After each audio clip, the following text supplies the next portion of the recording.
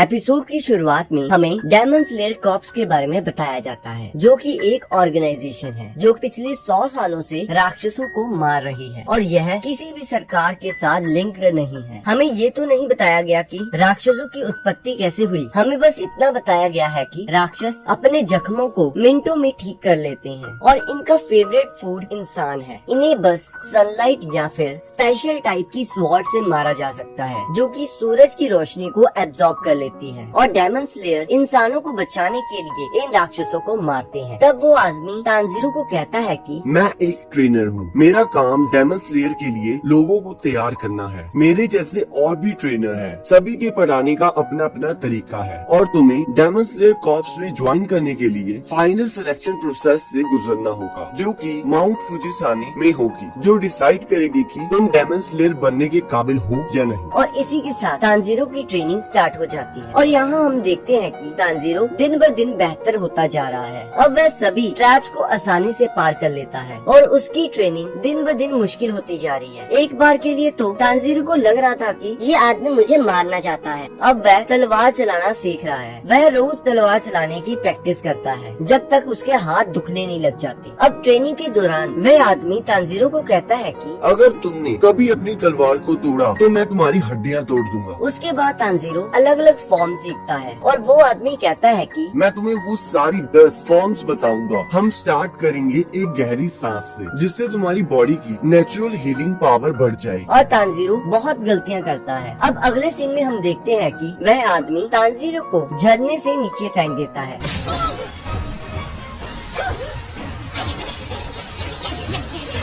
और अगले सीन में हमें पता लगता है कि नेजुको पिछले 6 महीनों से सोई हुई है, जिसका कोई भी कारण पता नहीं लग रहा। उन्होंने डॉक्टर को भी दिखाया पर कुछ पता नहीं लगा। और तानजीरो कहता है कि मुझे डर है कि कहीं एक दिन मैं उठूं और नेजुको मरी हो। अब 1 साल बीत जाता है और वह आदमी तानजीरो को कहता है, मैंने अब तुम्हें सब कुछ सिखा दिया है, अब जो करना है तुमने करना है, जिससे पता लगेगा कि तुम अगले लेवल में जा सकते हो या नहीं। अब वह आदमी तानजीरो को एक बड़े पत्थर के पास लेकर जाता है और कहता है कि अगर तुमने इस पत्थर को 2 हिस्सों में काट दिया तो मैं तुम्हें फाइनल सिलेक्शन में जाने दूंगा। अब तानजीरो सोचता है कि कोई तलवार इसे 2 हिस्सों में कैसे काट सकती है और वह आदमी हवा में गायब हो जाता है। अब उस दिन के बाद तानजीरो रोज प्रैक्टिस करने लगता है और उस पत्थर को काटने की कोशिश करता है, पर फिर भी उसे किसी तरह की कोई भी सफलता हासिल नहीं होती। अब 6 महीने बीत जाते हैं पर अभी भी वो वहीं का वहीं है। तब हम देखते हैं एक और लड़का वहाँ आता है और तानजीरो को कहता है, तुम बहुत स्लो हो, कमजोर हो और इमेच्योर हो। मैं ऐसे लड़के को डेमन स्लेयर नहीं मानता। और वह तानजीरो को लड़ने का आह्वान देता है और कहता है, मुझे दिखाओ तुमने अब तक क्या सीखा है। और तब तानजीरो कहता है, तुम्हें चोट लग जाएगी। तब वह लड़का हंसते हुए कहता है, तुम्हें सच में लगता है तुम मुझे छू भी पाओगे। और वह तानजीरो पर हमला कर देता है और वह बताता है कि वह भी इस पत्थर को पहले काट चुका है। और यहाँ हम देखते हैं कि तानजीरो बुरी तरह पिट जाता है और वह लड़का कहता है कि तुमने 1.5 साल में कुछ नहीं सीखा, तुमने बस चीजों को याद किया है, पर तुम्हारी बॉडी अभी भी पहले जैसी कमजोर है। और वह लड़का तानजीरो को बेहोश करके